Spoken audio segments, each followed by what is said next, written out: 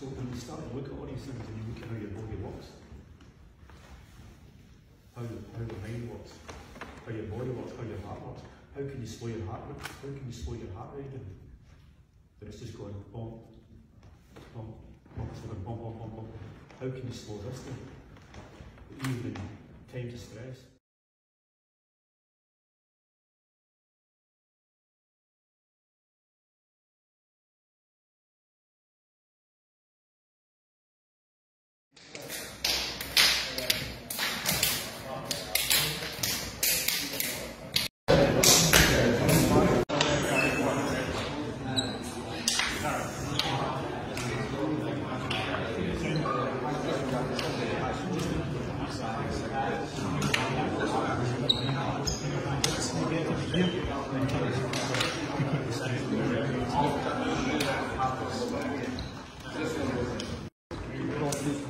Don't put your weight back so you roll.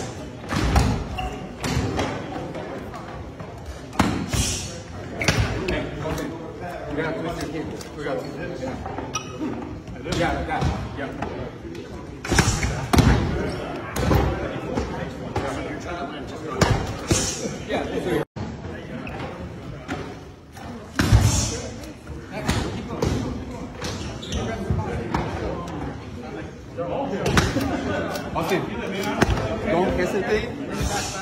One single movement. One, yeah. Push up. That's it. Next.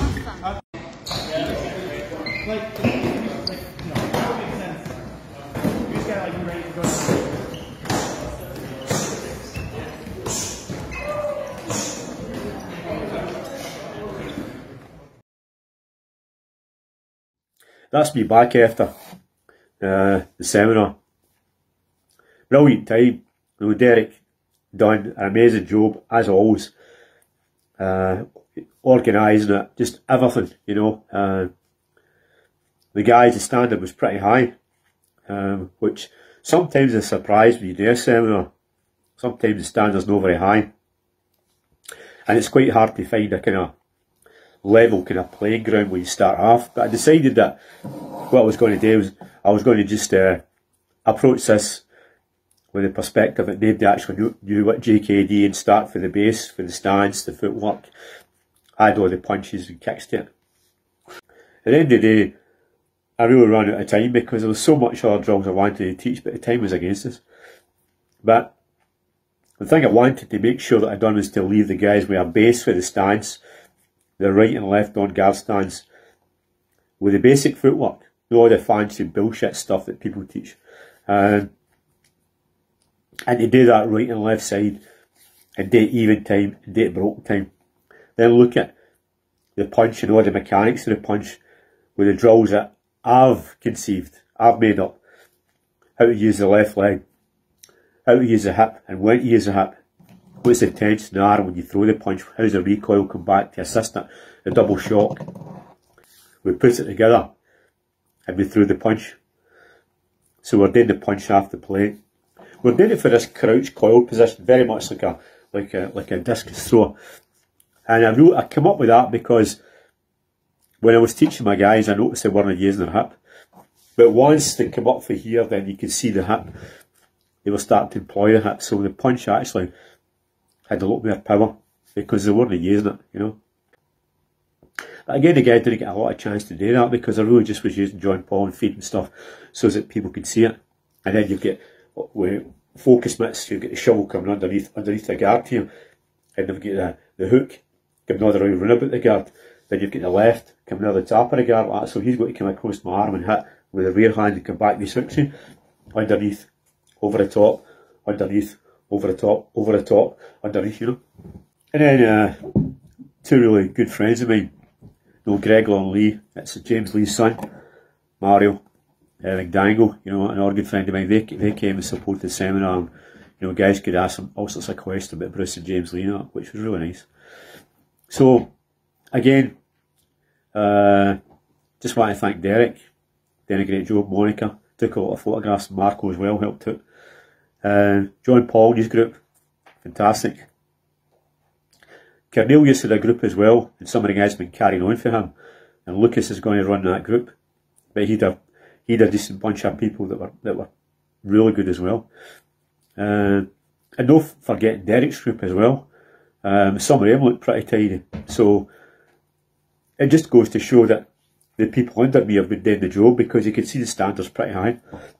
And as I said to the guys, I says, no, if I had a school in San Francisco, you can bet your boots in a year's time you people would be really, really good. There's no two ways about it, because, you know, how can I say it, the standard is there, or the people's there, that you can really, really make them something else, to the point where with their punch and kick, they just really have to be aware of how much force they actually used on somebody, because how destructive they could actually be.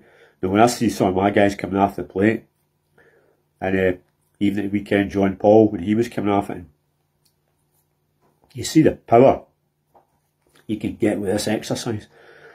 It's just educating the left leg, and once you're through with that, you just practice coming off the ground. Every now and again you get back to the plate, back, forward, no. But the key is really the push off and the replacement. That is the key. That's the two key bits of footwork in JKD. You get them right, you really don't need a bunch of other things, to tell the truth. It was quite interesting. And here's the thing. I was in the airport, and there's a couple of JKD clips come up on Facebook. And it is amazing how that when you know what their instructor taught them wasn't what they're teaching, but what they're teaching is what they saw me doing on Facebook. Because a lot of stuff for the natural stance and the concealed stance, I know for a fact that their instructors were never taught like that. And I know for a fact when I saw some of the moves, I'm like, that came from me.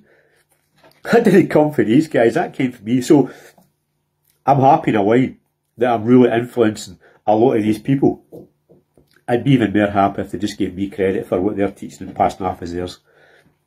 That's the only thing. But see, they can't do that, because if they'd done that, the students would start to question them, because they realise that they didn't know. The students would realise that they didn't know as much as they're perceived to know, and they'd probably wonder where this stuff comes from.